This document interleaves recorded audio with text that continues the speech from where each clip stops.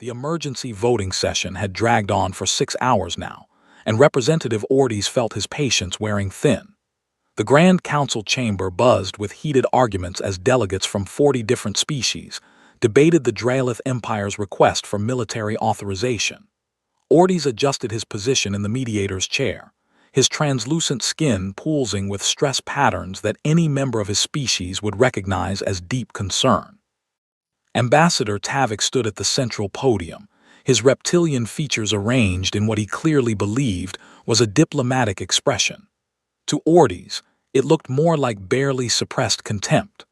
The Drealith ambassador gestured at the holographic star map floating above the chamber floor, where human territory glowed in aggressive red highlighting. "The council must understand the severity of this situation," Tavik declared, his voice carrying the practiced cadence of someone who had rehearsed this speech many times. "These humans have expanded into 17 systems in just 40 years. 17.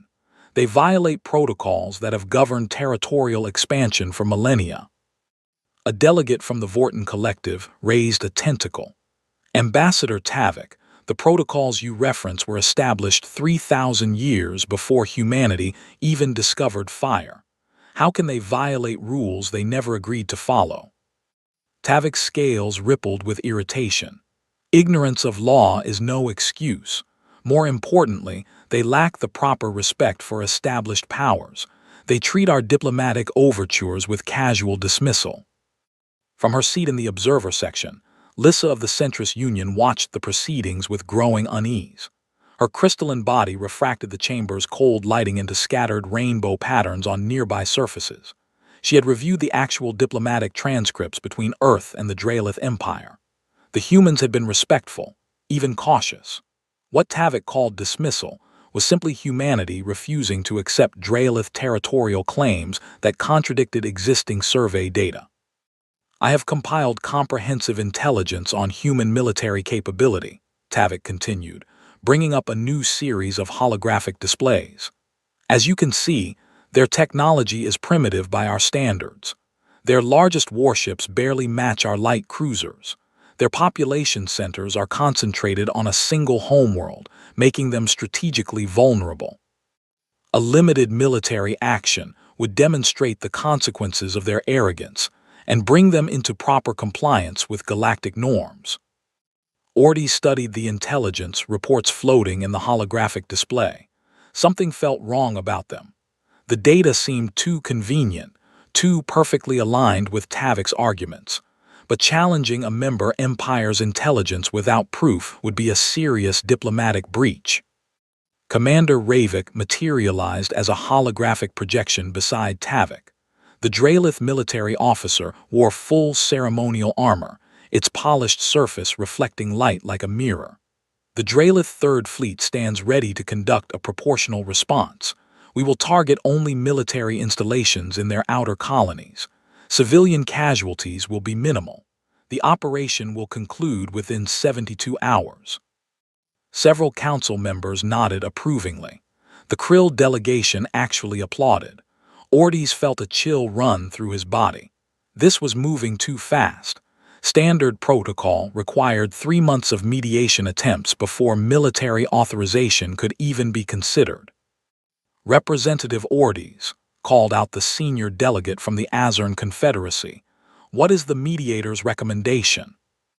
Ortiz hesitated. If he recommended against authorization, he would be accused of favoritism toward a non-council species. If he recommended approval, he would be enabling what increasingly felt like an act of bullying disguised as law enforcement. "I recommend a 30-day mediation period," Ortiz said carefully. "Allow me to meet with both human and Drealith representatives to find a peaceful resolution." Tavik's laugh echoed through the chamber. 30 days for them to further fortify their illegal positions? Absolutely not. The Drealith Empire has been patient enough. We demand a vote today. The vote was called. Ortiz watched the holographic tally appear above each delegate's station. Green for approval, red for denial, yellow for abstention. The green lights outnumbered red by a ratio of 3 to 1. Article 47 of the Galactic Charter was invoked, authorizing proportional military response to territorial violations. Lissa rose from her seat, her crystalline form chiming softly as she moved. I wish to register formal concern about this authorization. The intelligence presented appears incomplete. Tavik turned to face her, his expression openly contemptuous now that the vote was complete. Your concern is noted and dismissed. The centrist union has no stake in this matter. Every council action sets precedent, Lissa replied quietly. Today we authorize force against a species barely 2 centuries into space travel. Tomorrow, what will that precedent justify? But the chamber was already emptying. The vote was done. Delegates hurried toward exits, eager to file reports with their home governments. Ortiz remained in his chair, reviewing the authorization documents that now bore his official seal as mediator. The legal language was precise. Everything was technically correct. Yet every instinct in his body screamed that something terrible had just been set in motion. 2 days later, Ortiz stood in his private office watching holographic news feeds from across the galaxy.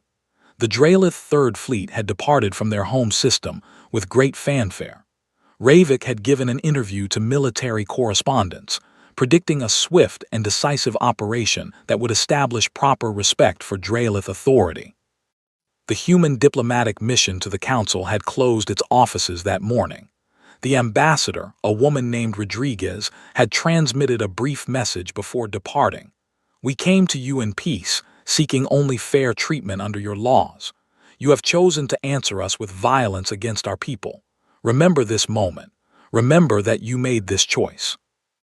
Ortiz had tried to contact Rodriguez, but she was already gone. Earth's embassy stood empty, its doors sealed, its communication systems shut down. It reminded him of something his grandfather had once said about predators and prey. The most dangerous moment is not when prey runs away. It is when prey stops running and turns to face you. Across the galaxy, the Draelith Third Fleet entered hyperspace, heading toward humanity's outer colonies. In their wake, they left celebrations and propaganda broadcasts.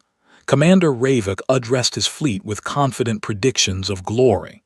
Ambassador Tavik gave interviews about restoring proper galactic order.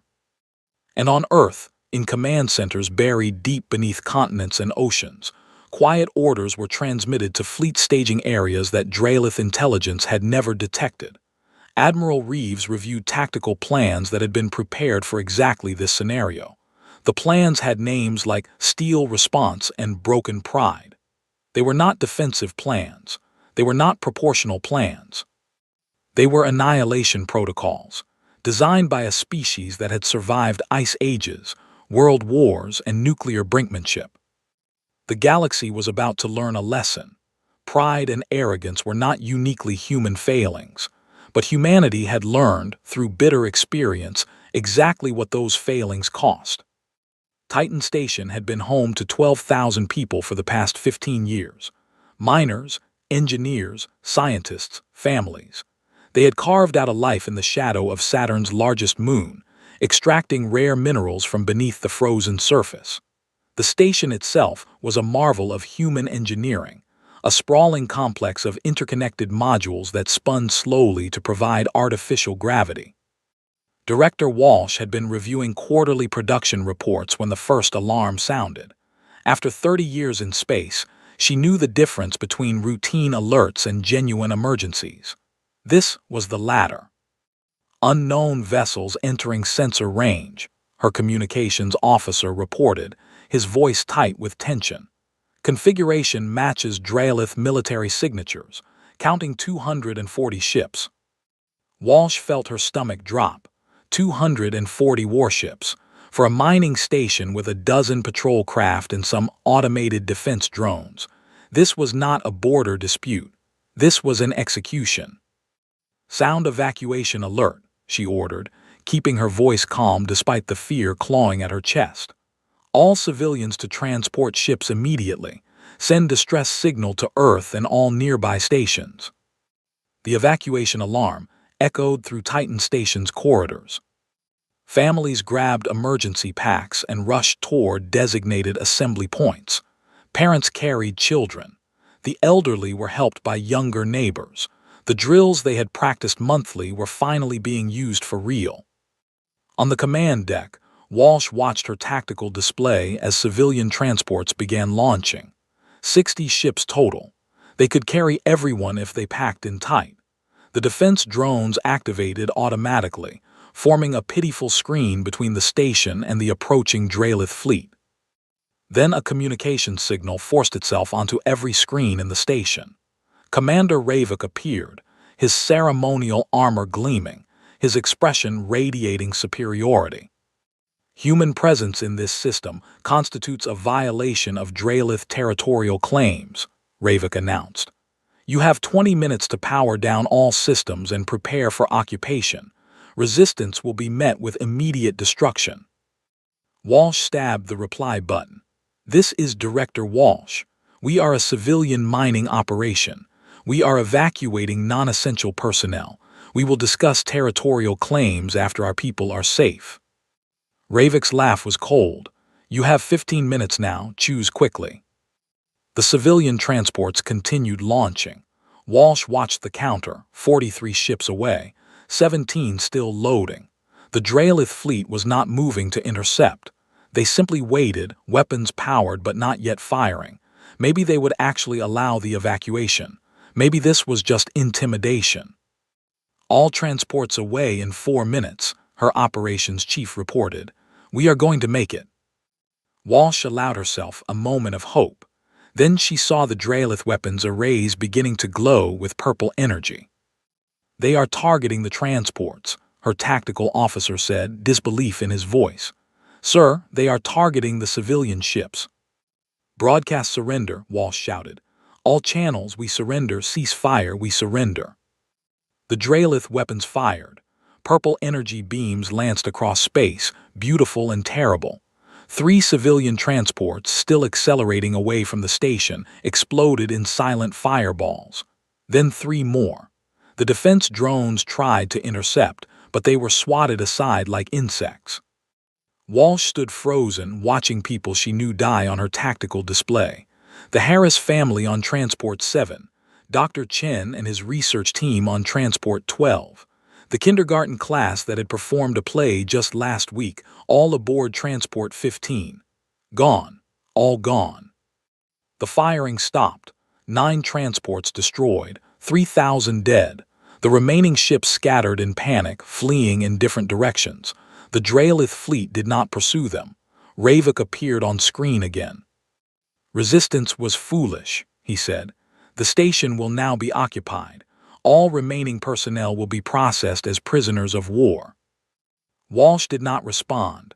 She was watching the casualty list scroll across her screen. Names, ages, every single one a person she had known. The chief engineer's daughter was on that list. She was 7 years old. The footage was transmitted automatically to Earth. Every human station, colony, and settlement received it within hours. The images spread across human networks. 3,000 civilians killed while fleeing. Children, families, teachers, engineers, murdered as a demonstration of power. In Geneva, the UN Security Council convened in their war room deep beneath the city. Representatives from every nation watched the footage in silence. Some wept.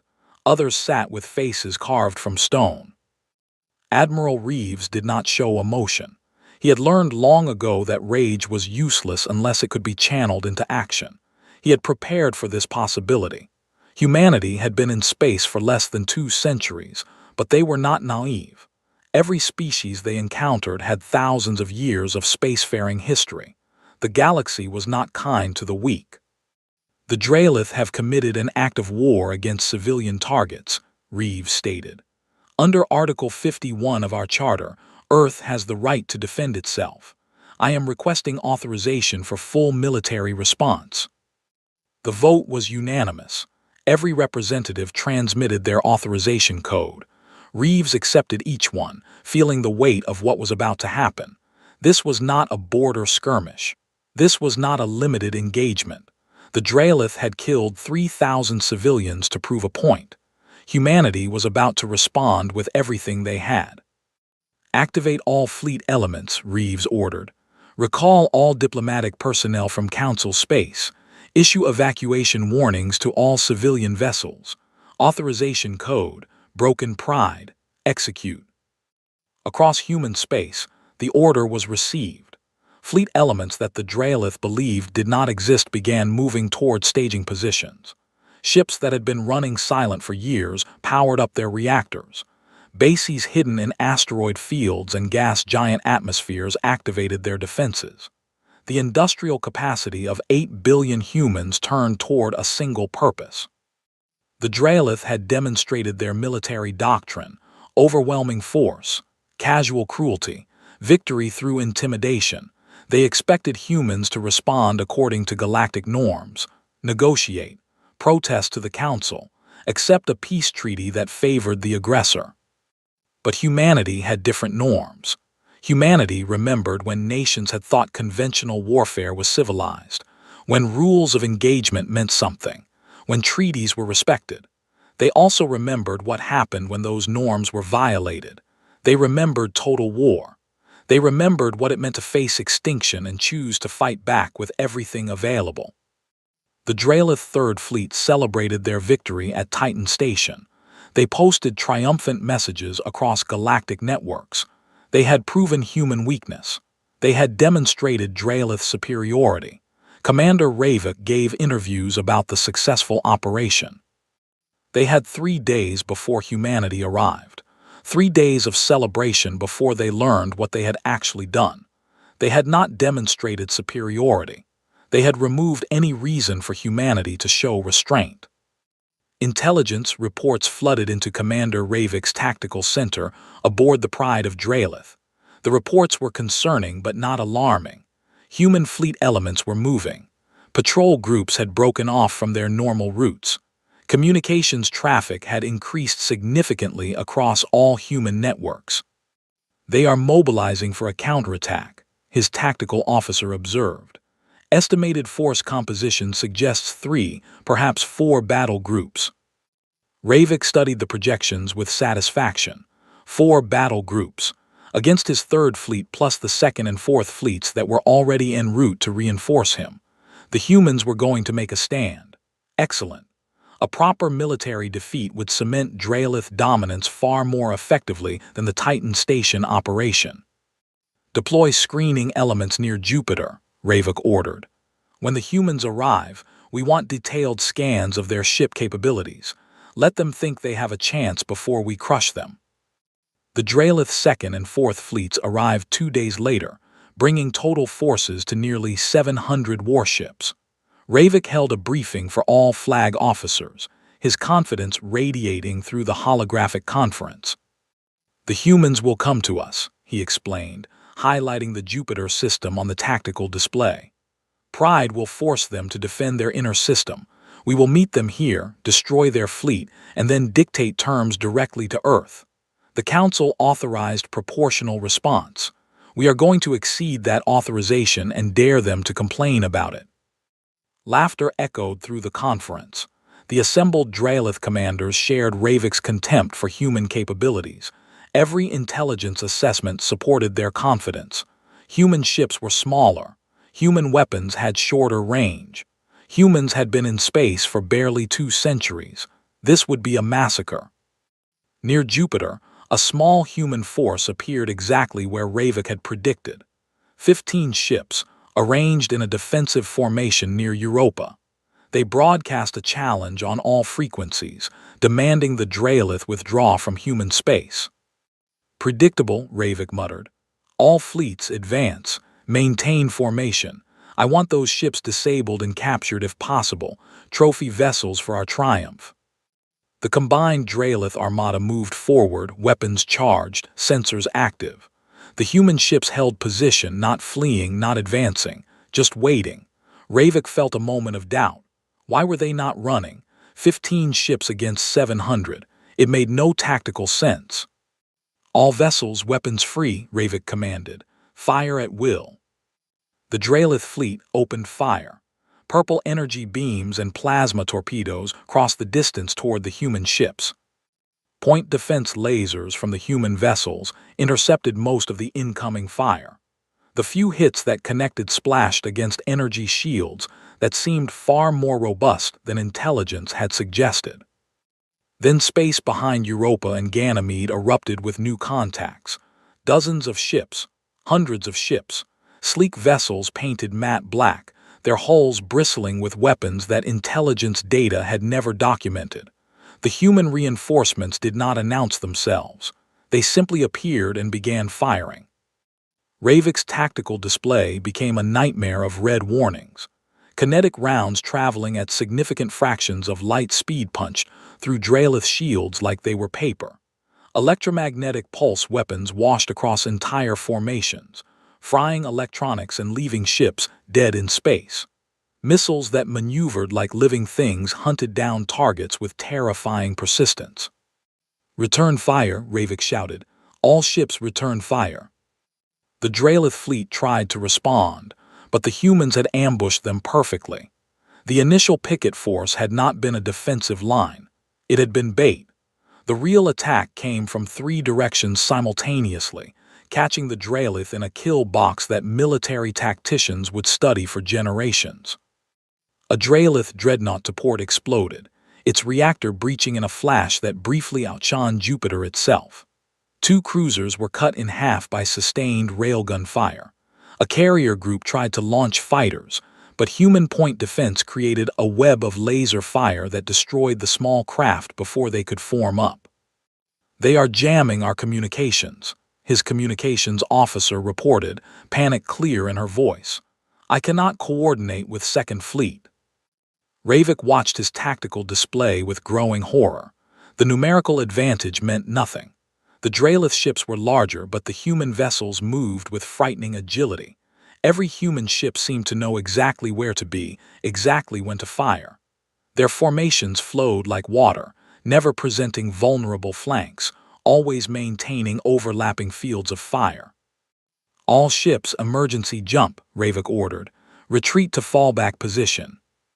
But the humans had planned for that too. Gravity well generators activated sophisticated pieces of technology that Drelith intelligence had insisted humans did not possess.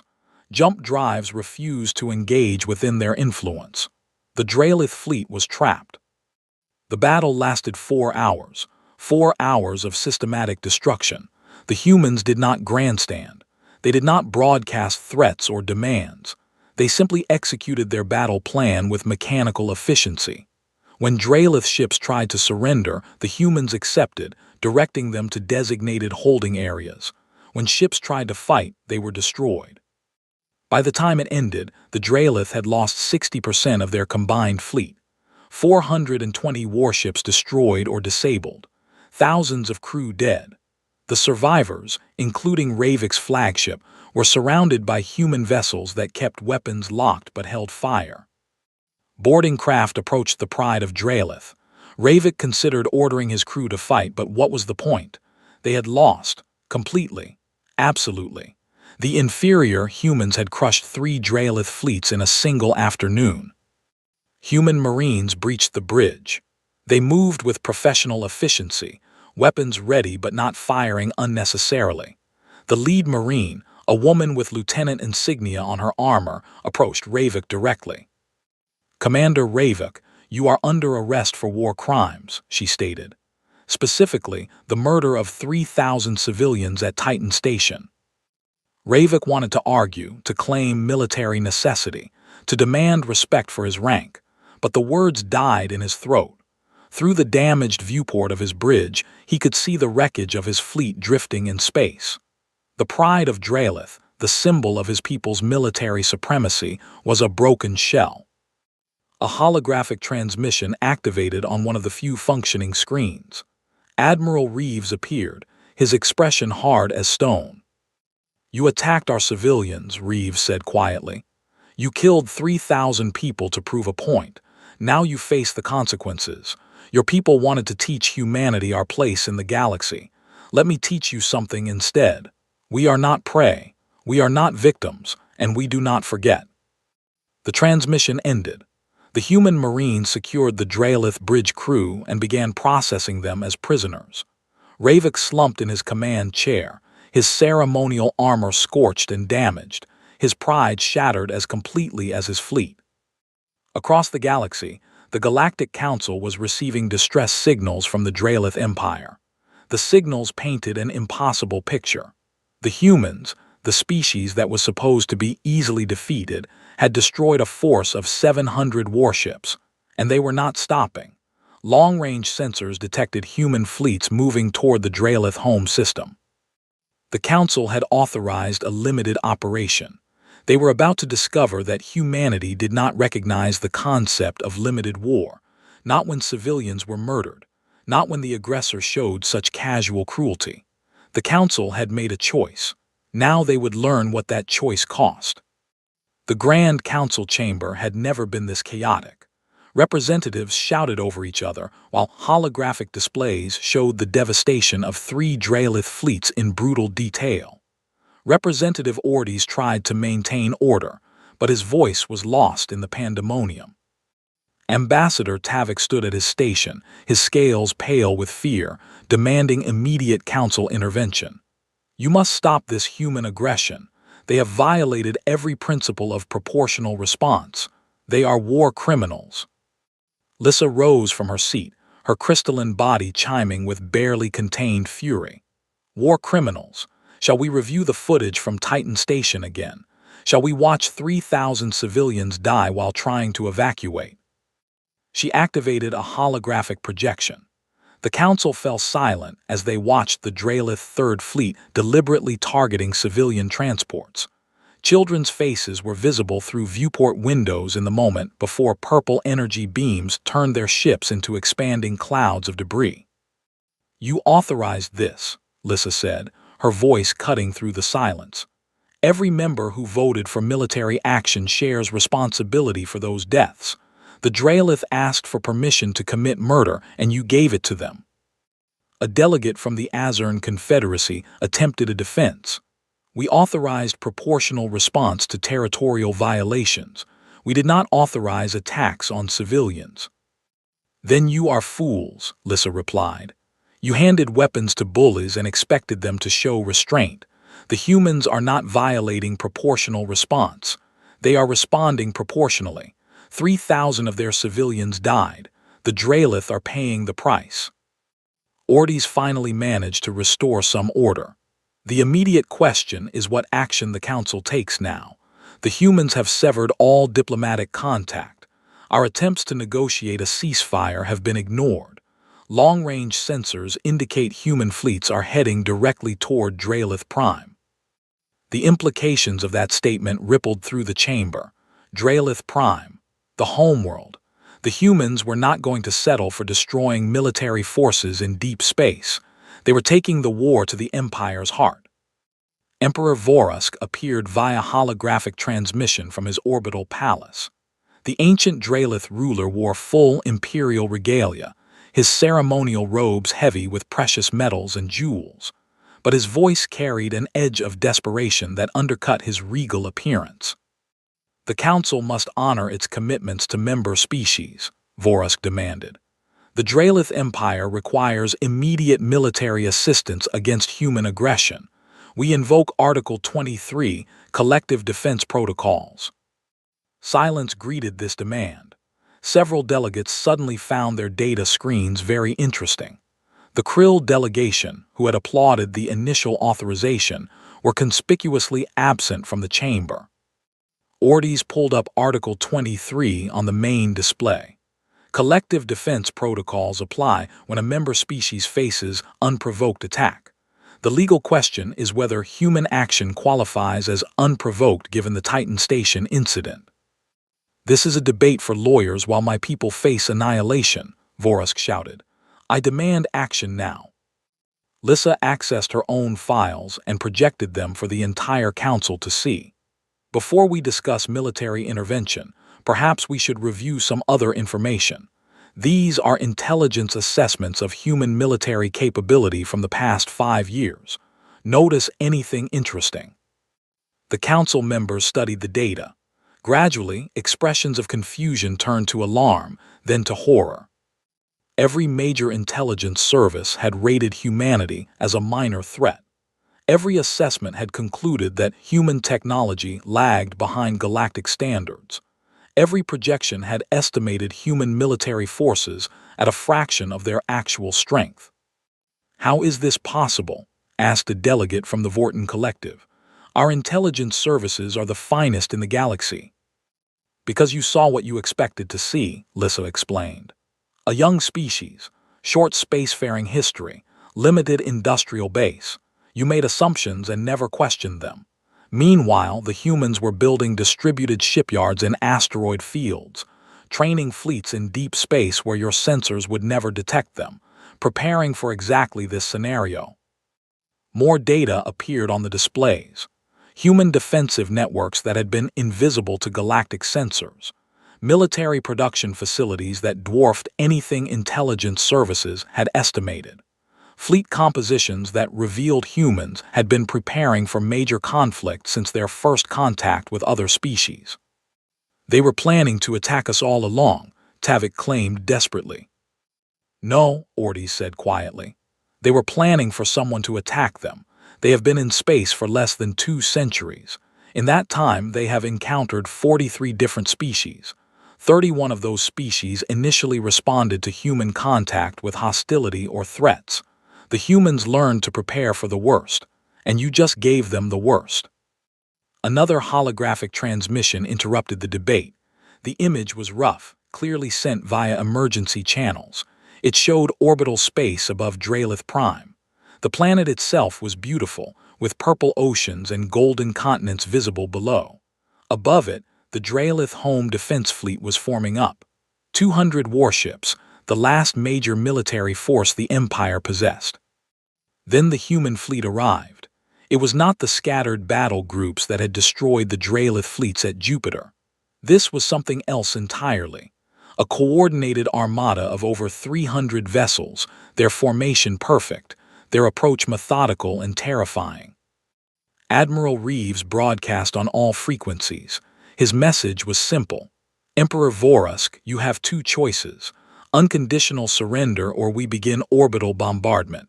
You have 1 hour to decide." The transmission from Dralith Prime cut off. The council chamber fell into stunned silence. Orbital bombardment of a homeworld. It was the ultimate atrocity, the one act that the entire galaxy had collectively agreed was beyond acceptable behavior even in total war. Lissa broke the silence. "He will not do it. Look at their weapons deployment." She enhanced the tactical display, highlighting the human fleet's positions. Every ship had weapons locked on military targets, orbital defense platforms, military shipyards, weapons satellites, communication arrays. Not one ship had targeting solutions on civilian population centers. "They are giving Vorusk a choice," Lissa explained. "Surrender and the Empire survives. Fight and only the military dies. They are being more merciful than we were. We authorized the Dralith to attack civilian miners. The humans are offering terms that spare civilian populations." The hour passed. Emperor Vorusk refused to surrender. Pride would not allow it. The Dralith home defense fleet opened fire on the approaching human armada. The human response was systematic and devastating. Orbital defense platforms exploded in precise sequence. Military shipyards were reduced to expanding debris clouds. Weapons satellites simply ceased to exist. The home defense fleet tried to fight, but they were outmatched just as badly as the fleets at Jupiter had been. 18 hours later, it was over. 90% of Dralith military capability had been eliminated. Not a single shot had been fired at civilian targets. Cities on Dralith Prime remained pristine and untouched, but every military installation in orbit was destroyed. Every warship was either debris or surrendering. The Council watched it happen in real time. They watched humans demonstrate that they possessed both the capability and restraint to destroy an empire's military while sparing its civilians. It was a lesson in the difference between power and cruelty. The Dralith had shown cruelty. The humans showed power. Emperor Vorusk appeared one final time, broadcasting from his orbital palace as human ships surrounded it. His ceremonial robe seemed heavy now, his regal bearing cracked. "I surrender," he said simply. "Unconditional surrender of all Draelith military forces. We accept responsibility for initiating this conflict." The transmission ended. The council sat in silence, contemplating what they had witnessed. They had authorized a military action based on faulty intelligence and arrogant assumptions. They had enabled the murder of 3,000 civilians. And now they faced the consequences of their choices just as surely as the Draelith did. Because the humans were not done, their fleets remained in Draelith space, but their ambassadors had not returned to Council space. Earth's communication with the Council remained severed. The message was clear. Humanity would not forgive, would not forget, and would not trust the Council's judgment again. The Draelith Military Command Center had been built to coordinate an empire's forces across dozens of systems. Now it served as headquarters for human occupation forces. Admiral Reeves had chosen it deliberately. The message was clear. Everything the Draelith had built to project power now served humanity's purposes. Former Counselor Verath sat across from Reeves, flanked by two other Draelith civilians who had opposed Emperor Vorusk's military adventurism. Verath was elderly for his species. His scales faded to a pale gray, but his eyes were sharp with intelligence. "The occupation terms are generous," Verath admitted, reviewing the documents on his data pad. "More generous than my people deserve." "They are practical," Reeves corrected. "We did not come here to rule your people. We came here to ensure this never happens again." Outside the command center windows, Draelith civilians moved through the streets under the watchful eyes of human soldiers. But the soldiers were not oppressors. They helped elderly Draelith carry supplies. They directed traffic. They operated medical aid stations that treated wounded from the orbital battle without asking whether the wounded had been military or civilian. Verath gestured toward the windows. "My people do not understand this. They were taught that military victory meant domination, conquest. But your soldiers give our children candy bars and help repair damaged buildings. It makes no sense to them." "It makes perfect sense," Reeves replied. "We are not at war with the Draelith people. We are at war with the system that allowed your leadership to murder civilians and expect no consequences." A holographic display activated, showing the Galactic Council chamber. Representative Ortiz was presenting evidence to the assembled delegates. Video footage showed Ambassador Tavik accepting financial transfers from Emperor Vorusk's personal accounts. Communication records revealed that Tavik had deliberately falsified intelligence reports to make humans appear weaker than they were. "Council member Tavik has been arrested by his own government," Verath noted. "Emperor Vorusk has abdicated. 3 other council members have resigned in disgrace. Your people have destroyed more than our military. You have exposed the corruption at the heart of galactic governance." Reeves watched the council proceedings with grim satisfaction. Lissa was methodically presenting a decade of evidence showing systematic discrimination against newer species. The council had operated on the assumption that age equaled wisdom, that species with longer spacefaring history deserved more respect and consideration. That assumption was being torn apart by hard data showing repeated failures of judgment. A human medic entered the command center, escorting a young Draelith civilian. The child's arm was in a medical cast, her scales bandaged. She looked up at Reeves with wide, frightened eyes. "Admiral," the medic said, "this is Sala. Her mother was injured in the orbital battle. We have her stabilized, but she is asking to see her daughter." Reeves knelt down to be at eye level with the child. "Sala, we are going to take you to your mother right now. The doctors have fixed her injuries. She will be okay." Sala's fear began to fade, replaced by confusion. "But you are the enemy. My teacher said humans were monsters." "Your teacher was wrong," Reeves said gently. "We are not your enemy. We are just people like you and your mother. We do not hurt children. We do not hurt families. We only fight people who try to hurt us first. The medic led Sala away toward the medical center. Verath watched the interaction with an unreadable expression. "You are making this very difficult," he said finally. "Making what difficult?" "Hating you. My people need someone to blame for our humiliation. But how can we hate an enemy that treats our wounded, feeds our hungry, and speaks kindly to our children? Your brutality would be easier to accept than your mercy." Reeves turned back to face the elderly Dralith. "Mercy is not weakness. It is a choice we make because we can afford to make it. We destroyed your military because it threatened our civilians. But your civilians never threatened anyone. Why would we harm them?" Another transmission arrived from the council. This one was from Lissa and Ortiz jointly. They had resigned from the council and were proposing a new alliance structure. The Independent Systems Alliance. A governing body with transparent intelligence sharing, strict prohibitions on preemptive military action, and equal representation regardless of how long a species had been spacefaring. "They want you to join," Verath observed. "The new alliance, it needs humanity's credibility to succeed." "Earth will not join the council," Reeves stated firmly. "We made that clear." "But this is not the council. This is something new, something better perhaps, and your people would have significant influence in shaping its structure." Reeves considered the proposal carefully. The new alliance charter addressed many of Earth's concerns. Transparent intelligence sharing would prevent the kind of faulty assessments that had enabled the Dralith attack. Strict military protocols would require extensive mediation before authorizing force. Equal representation would give newer species voices equal to ancient empires. "I will forward this to our government," Reeves said. "But Earth's participation comes with conditions. Full investigation of every council member who voted for military authorization, prosecution of those who accepted bribes or falsified intelligence, and the Dralith participate in the alliance as probationary members only." Verath smiled, a complex expression on Dralith features. "We expected nothing less. My people attacked you out of pride.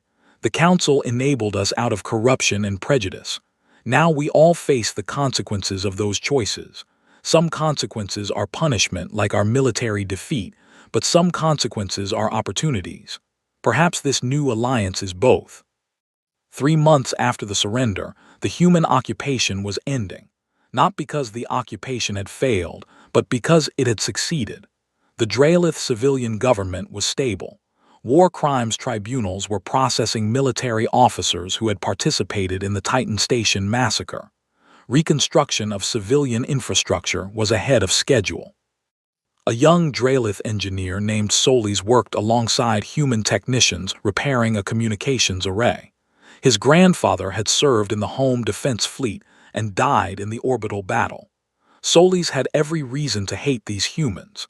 Instead, he found himself learning from them. "Why do you help us?" he asked the human technician, a woman named Park who had patiently taught him advanced repair techniques all week. Park looked up from her work. "Because this is what you do after a war ends. You help people rebuild. You make sure they have food and medicine and working infrastructure. You give them a reason to choose peace next time." "But we started the war. We killed your people." "Your leaders started the war," Park corrected. "You are just a kid trying to build a future. That is not something I want to punish. That is something I want to help." Across Dralith space, similar scenes were repeated thousands of times. Human personnel worked alongside Dralith civilians. Medical teams trained local doctors in advanced techniques. Engineers shared knowledge freely. It was not occupation in the traditional sense. It was rehabilitation, rebuilding not just infrastructure but trust. The Galactic Council, meanwhile, was collapsing. 6 more members had resigned. Corruption investigations revealed that the rot went deeper than anyone had suspected. Trade agreements that favored ancient species. Intelligence sharing that deliberately excluded newer civilizations. Military authorizations granted based on bribes rather than legal merit. Ortiz presented his final report to the remaining council members. This institution has failed in its fundamental purpose. It was supposed to maintain peace and facilitate cooperation. Instead, it became a tool for established powers to maintain their dominance.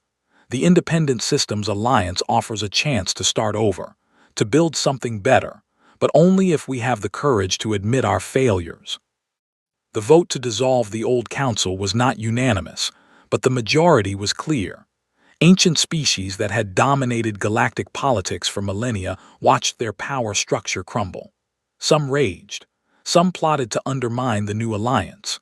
But many, like Ordes and Lyssa, recognized that the old system had been broken long before humanity exposed its failures.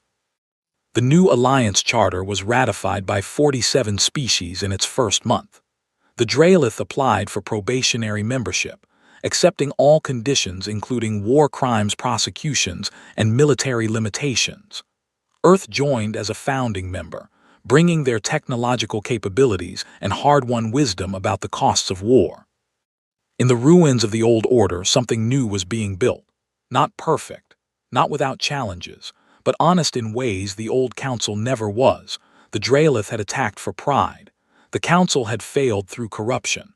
Now both faced consequences that were simultaneously punishment and opportunity. The galaxy was learning a lesson that humanity had learned through bitter experience. The greatest danger is not external enemies. It is the internal failures of judgment, character, and wisdom that enable atrocity in the first place. The neutral station had been constructed specifically for this moment. Neither council territory nor human space, it orbited a star system claimed by no one.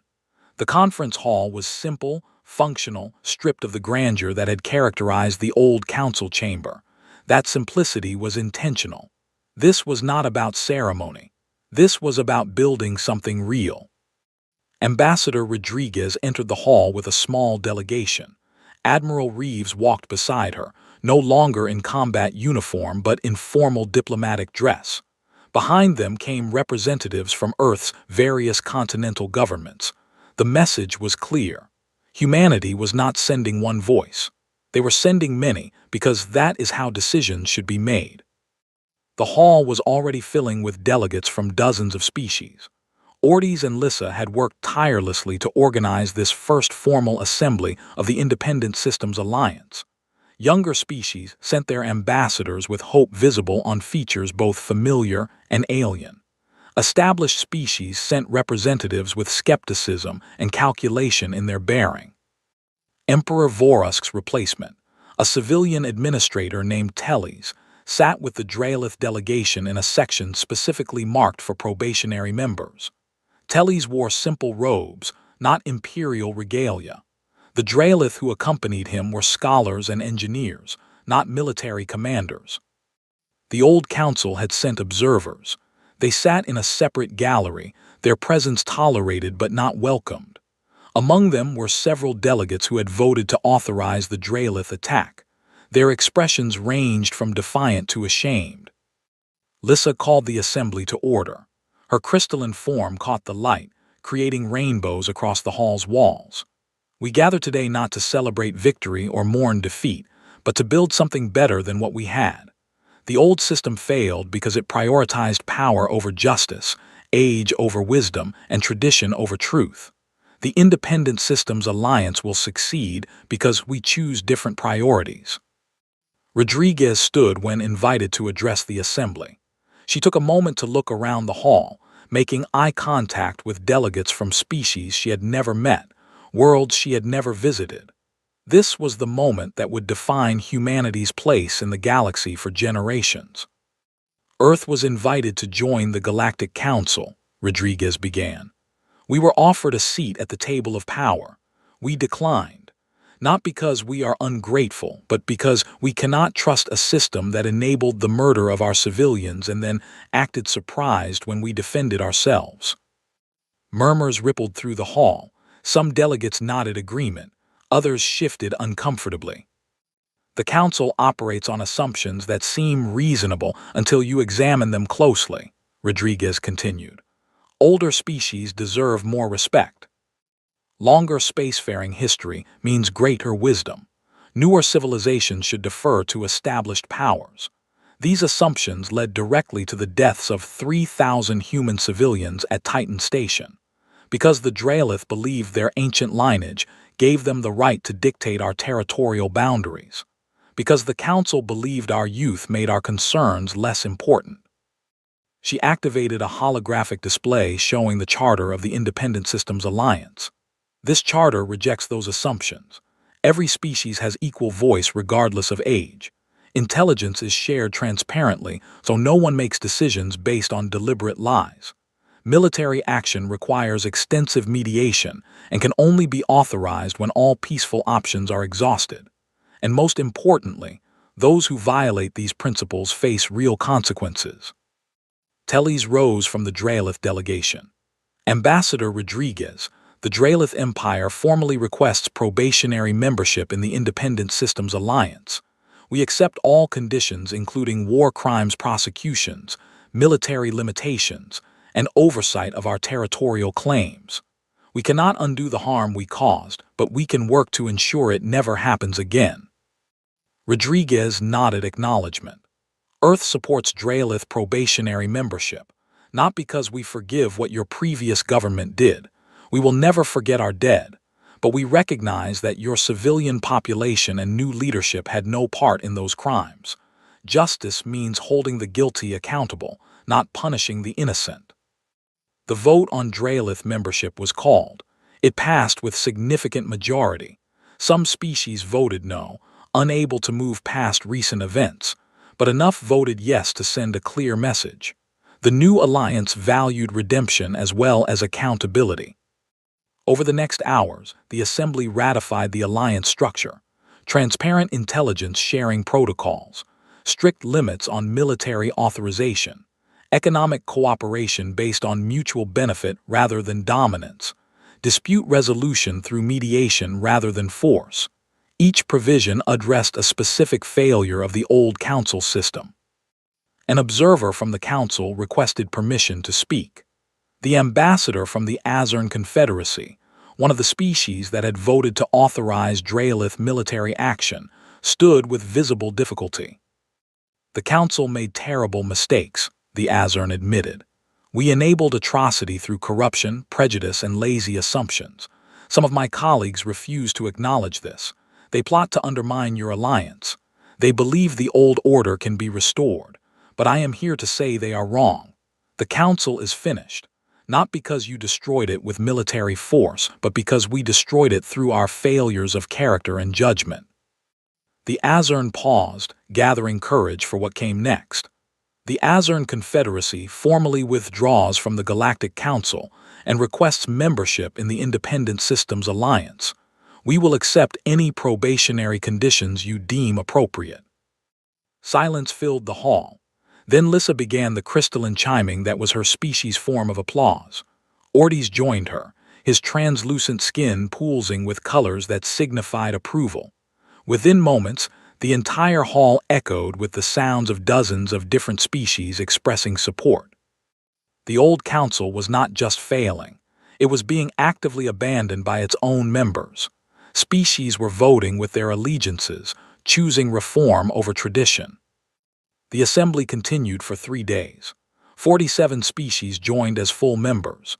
8 more, including the Draelith, joined as probationary members with conditions tailored to their specific situations. The structure that emerged was messy, complicated, full of compromises that satisfied no one completely.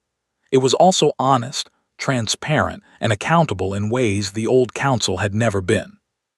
On the final day, Rodriguez stood with Reeves overlooking the station's observation deck. Below them, delegates from dozens of species mingled, forming the connections that would become the foundation of the new alliance. "We did not want this," Rodriguez said quietly. "Earth would have been happy to remain a quiet member of galactic civilization. Mine resources, conduct science, explore new worlds.